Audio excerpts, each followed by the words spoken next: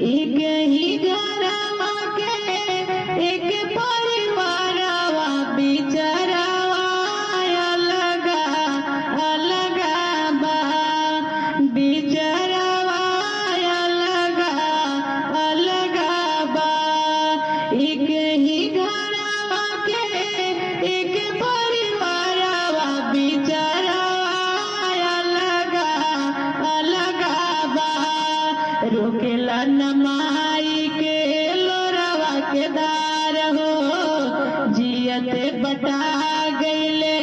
घरवा दुआर हो रोकेला न माई के लोरवा के दार हो जियते बटा गईले घरवा दुआर हो सब का के पहुँच देहलास एक ही अचारवा सब का के पहुँच देहलास एक ही अचारवा या सारावा अलग अलग बा बिचारवा अलग अलग बा लागे भाई ले ली है भाई के जनवा का जाने कैसे हो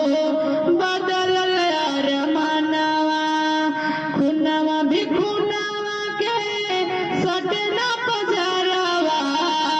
खुनवा भी खुनवा के सटना पजरवा नजरवा अलग अलग बा बिचारवा अलग अलग बा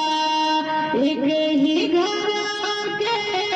एक परिवारवा बिचारवा अलग अलग बा एक ही घरवा के एक